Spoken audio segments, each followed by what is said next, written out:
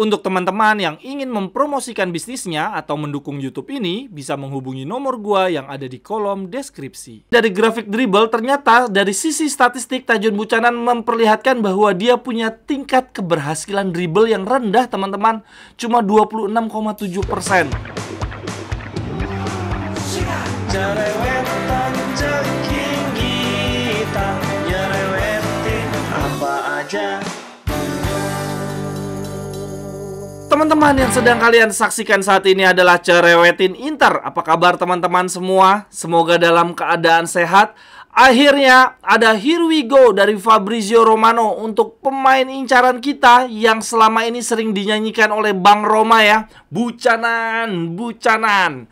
Inter bersedia membayar 7 juta plus bonus. Menurut Fabrizio Romano, sebetulnya kesepakatan antara Inter dan Buchanan sudah terjadi sejak minggu yang lalu.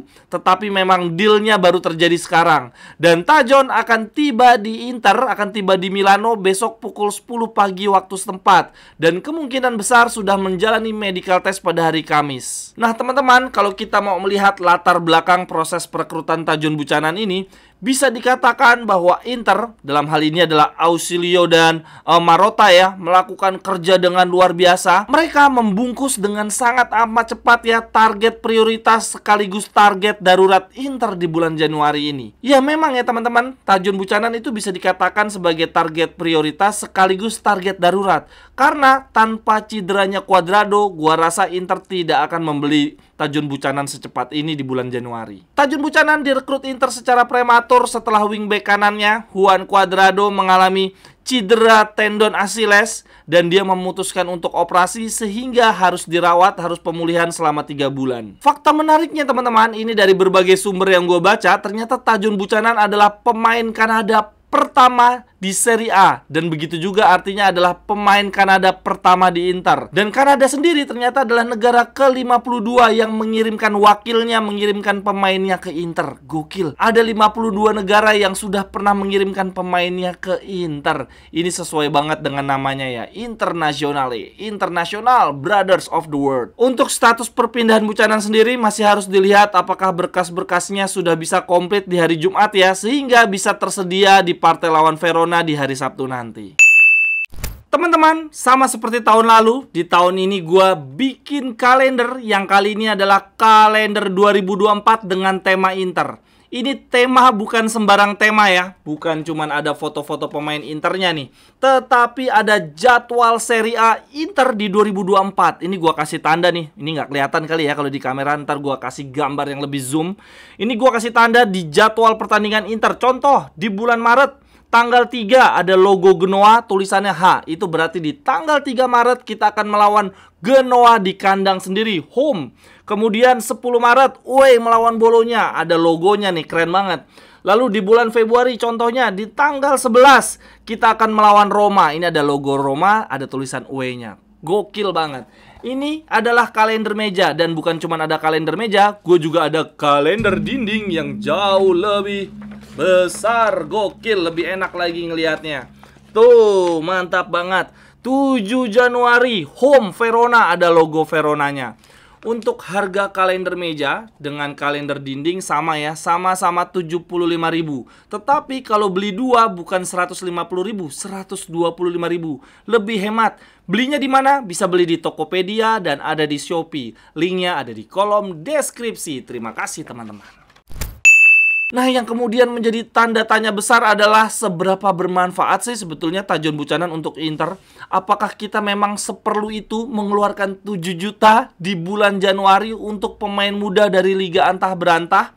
Ini kalau menurut Sky Sport teman-teman, Tajon Buchanan akan sangat berguna bagi Inter karena fleksibilitas taktiknya. Dia bisa bermain sebagai bek sayap di formasi 3 bek dan juga sebagai bek sayap di lini pertahanan formasi 4 bek. Selain itu, menurut Sky Sport di sini dikatakan bahwa Tajon Buchanan juga fasih bermain sebagai gelandang sayap dan pemain sayap menyerang. Dan yang bikin lebih luar biasa lagi, Tajon Buchanan bisa bermain di sisi kanan maupun sisi kiri. Di kalimat akhir di sini dikatakan bahwa gaya permainan dari Buchanan dan model rambutnya mengingatkan kita akan Cuadrado muda. Apa benar teman-teman Tajun Buchanan sehebat ini? Untuk postur tubuhnya menurut gue sangat ideal untuk menjadi wingback sayap lincah ya. Tingginya 183, berarti lebih pendek dibandingkan Dumfries. Dan bobot tubuhnya, berat badannya 71 kg. Tidak terlalu gemuk lah, tidak terlalu berotot. Jadi pasti dia bakal lincah banget kalau lari. Nah, kalau dilihat dari grafik ya teman-teman, silakan lihat pada layar. Persentasenya yang warna hijau itu adalah zona Tajun Buchanan menerima bola. Nah, dia itu ternyata tidak segan-segan ya menjemput bola belakang walaupun persentasenya tidak terlalu besar. Tajun Buchanan punya kecenderungan menerima bola di lini tengah maupun di dekat kotak penalti lawan, tetapi di bagian sisi kanan. Kemudian yang menarik lagi, ini dari grafik dribble, ternyata dari sisi statistik Tajun Buchanan memperlihatkan bahwa dia punya tingkat keberhasilan dribble yang rendah teman-teman, cuma 26,7%. Namun di sini dikatakan bahwa, ini gue bacain ya, masih ada ruang perbaikan untuk Tajun Buchanan. Di sini dia mendapatkan persentase yang rendah karena di sini dia punya kecenderungan menerima bola di zona yang sudah nyaman. Bola-bola finishing, tinggal crossing aja atau tinggal menusuk saja. Tajun Buchanan selama ini selalu disuplai oleh bola-bola manis dari rekan tim, sehingga dia tidak perlu banyak melakukan pergerakan dribble one-on-one melewati back lawan. Ternyata itu teman-teman, kenapa secara statistik Tajun Buchanan kok dribble melewati lawannya rendah banget. Karena ternyata positioning dia bagus dan teman-temannya tuh menyuplai bolanya juga yang manja-manja ya. Sehingga Tajun Buchanan jarang banget menghadapi situasi di mana dia harus one-on-one dengan back-back lawan. Lalu di sini sebagai penutup dikatakan bahwa sisi agresivitas menyerang Buchanan akan semakin berlipat-lipat lebih baik lagi karena akan mendapatkan dukungan defensif dari Bisek, Darmian ataupun Pavard.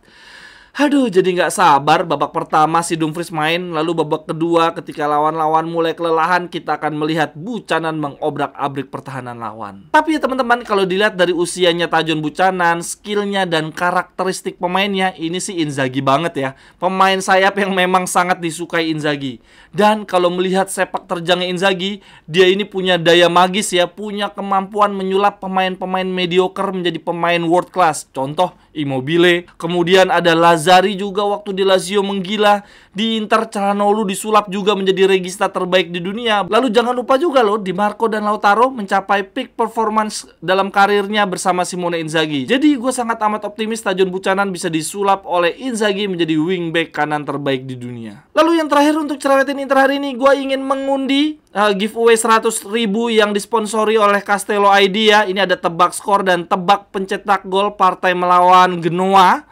Skor satu sama, tidak ada yang menebak dengan tepat. Tetapi untuk tebak skornya ada 5 orang yang berhasil menebak dengan tepat ya. Arnaud Taufik yang mencetak gol. Oke, langsung aja gua undi menggunakan Wheels of Name. Siapakah yang memenangkan tebak skor kali ini? Ya, yang menang adalah R2 garis bawah Rizal. Selamat ya bro, sudah memenangkan giveaway ini. Silahkan DM gua untuk pengiriman hadiah. Sekian dulu untuk cerewetin Inter hari ini teman-teman. Silahkan tuliskan pendapat teman-teman di kolom komentar. Sampai ketemu di cerewetan-cerewetan berikutnya. Bye-bye, thank you. Cerewetan ceking kita nyerewetin apa aja.